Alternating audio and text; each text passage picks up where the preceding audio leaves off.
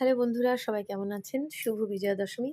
আজকে বিকেলে হঠাৎ একটু সুজির শিরা বানিয়েছিলাম, মানে সুজির হালুয়া। তো ১ম এ ঘি দিয়েছি, সেটা ভিডিও রেকর্ডিং করতে ভুলে গেছি। ঘি দেওয়ার পরে সুজিটা দিয়ে ভাজছি।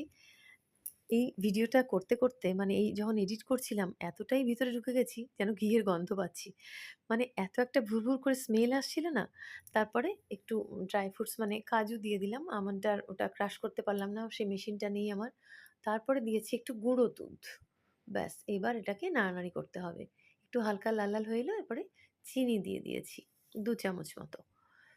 ব্যাস সেটা দিয়ে সামান্য একটু নাড়ানাড়ি করার পরে এরকম কালচে, কালচে একটা যে কালার চলে আসবে, দুধ দিলে ভালো হয়।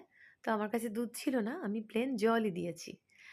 এটা দেখতে লাগছে একটু ডিমা, ডিমা হয়ে গেছে গুঁড়ো দুধটা, কিন্তু কিচ্ছু নয়। যখন ওটা সুজিটা একটু সেদ্ধ হয়ে যাবে তখন একদম সবকিছু গলে যাবে। ব্যাস জল দিয়ে দিলাম। এবার একটুখানি, সুজি তো সেদ্ধ এখনই হয়ে যাবে। ব্যাস একটু নাড়িয়ে নিচ্ছি। এবার এক্ষুনি সুজির হালুয়া রেডি হয়ে যাবে আমার।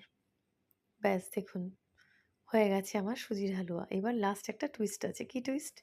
ওপর থেকে একটু নাড়ানাড়ি করার পরে ওই যে ঘিটা দিয়েছিলাম সেই ঘিটাই আবার দিয়ে দেবো। আমি এখানে ব্যবহার করেছি অন্নপূর্ণা ঘি। এই ঘির গন্ধটা অসাধারণ। এটা কোনো প্রমোশনাল ভিডিও নয়, এমনি শেয়ার করলাম। এত ভালো লাগছে।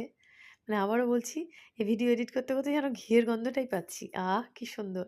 চলুন তৈরি হয়ে গেল তাহলে আমার হালুয়া, সুজির হালুয়া। এনজয় করি। পরে আবার দেখা হচ্ছে। Thank you.